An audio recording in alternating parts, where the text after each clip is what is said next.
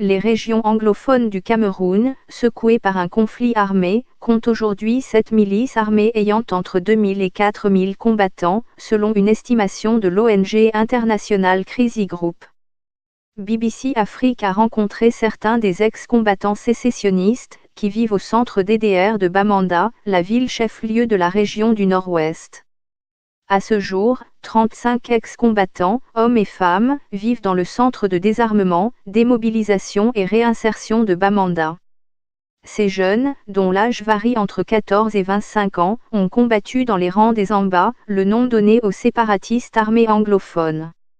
Au Cameroun, le président prêt au dialogue avec les séparatistes anglophones arrête des poursuites contre 289 personnes au Cameroun outre la lutte pour la création d'un État indépendant. Nkang Florence, une ex-combattante, mère de 2 enfants, dit avoir pris les armes contre son pays, après l'incendie de sa boutique.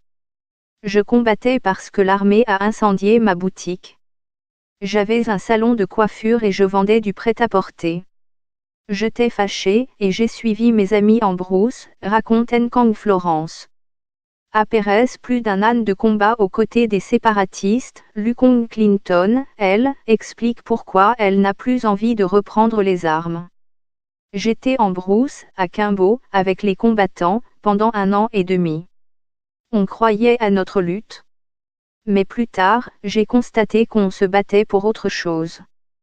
Les choses avaient changé, il y avait des meurtres, des incendies et des vols, ce qui n'était pas notre but, se souvient Lukong Clinton. Créé en novembre 2018 par un décret présidentiel, le CNDDR a pour vocation d'accueillir et de désarmer les ex-combattants de Boko Haram et des groupes armés des régions anglophones du nord-ouest et du sud-ouest du Cameroun. HRW dénonce des cas de torture au Cameroun. Le gouvernement camerounais réfute les allégations de HRW. Le centre est également chargé de collecter les armes des combattants démobilisés et de les aider à réintégrer la vie civile. Selon Dr Nick Gveyang, fondateur du mouvement Paix dans les régions anglophones, peu de personnes déposent les armes à cause de la démarche du gouvernement. La meilleure façon de résoudre ce conflit, c'est d'utiliser le dialogue avant de demander que les armes soient déposées. Mais parce qu'on a commencé par demander le dépôt des armes, ça traîne de cette façon. L'essentiel pour nous est de faire ce qu'il y a à faire pour arriver à la paix, explique M. Gveyang. Les réfugiés nigérians forcés de partir du Cameroun. Augmentation des besoins humanitaires au Cameroun selon Feyango Francis, le coordonnateur national du CNDDR, la sensibilisation va se poursuivre, afin d'emmener le plus grand nombre de combattants à déposer les armes. En visite à Bamenda, la semaine dernière, le Premier ministre camerounais, Joseph Diongut, a réitéré l'engagement du président Paul Biya à mettre fin à la crise anglophone.